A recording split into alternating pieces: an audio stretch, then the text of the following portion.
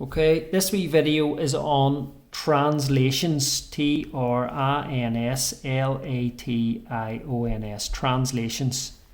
A translation in maths is where you move a shape to another part of the grid or another part of the graph, but the shape does not rotate. In other words, it doesn't turn upside down, it doesn't enlarge, doesn't get bigger, or it doesn't reflect, it doesn't flip over. It actually stays the same way up. Remember, the word translate means, if you're talking about languages, it means you're actually saying the same thing, but you're just saying it in a different language. So you're not changing the words or what the meaning of the words, but just how it sounds. So in maths, what we do is when we translate a shape, we're moving it so the shape actually remains the same format, the same size. It's congruent is the word. And then it's just in a different position on the grid. So let me give you an example of how it works. There's a set of axes. There's an x-axis and a y-axis. If I draw an L shape like this and another one,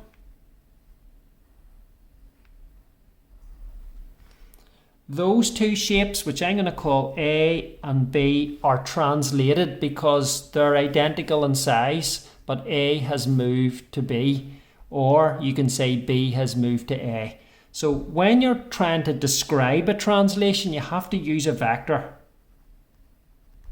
Now, vector is a large bracket like this, where you have a number on the top and you also have a number on the bottom.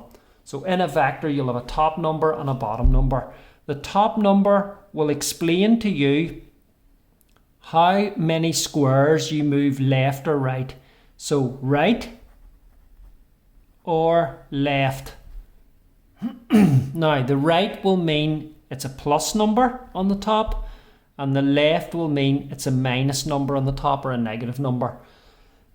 And then on the bottom describes the movement up or down.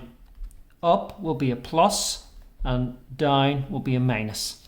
So let me give you a couple of examples of vectors and how you would maybe explain them. So if you had 3 minus 1, if you had 6, 0, and if you had minus 1, minus 3, there's 3 vectors. So if I wanted to take this one, if you wanted to write what happens in words, this means 3 right, because the number 3 is on the top and it's a plus, and 1 down.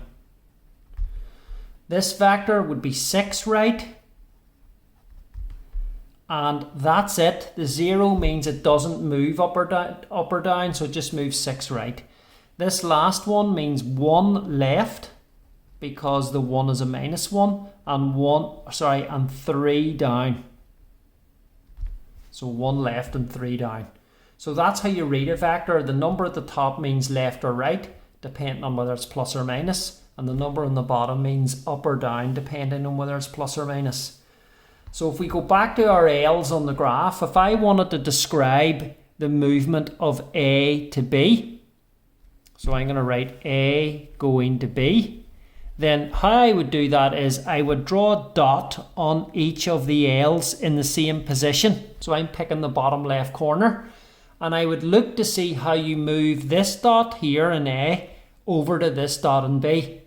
So we're going to say that it's 1, 2, 3, 4 jumps to the right, and 1, 2, 3, 4 jumps down. So it's 4 right and 4 down. So the way you would write that as a vector would be plus 4 on the top and minus 4 on the bottom. Now, if you were to go the other way, so that would be A going to B. If you were to try to describe that movement of B going to A in reverse, then you would start off here and you would have to go 1, 2, 3, 4 up. So that would be a plus 4 in the bottom. And then you would have to go 4 left. So it would be a minus 4 at the top. So you can actually see it's the reverse or the negative of this one. This one is the negative of this one. And that is B going to A. So what you got to remember, again, as a summary in translations, is the shape stays the same size. It just moves to a different position on the grid. It is described the movement by using a vector, which is a large bracket where you have a number on the top, which tells you if they've moved right or left, depending if it's plus or minus. And then a number on the bottom, which means that the shape has moved up or down, depending plus is up and minus is down. So that's it. That's all you have to remember. Translations.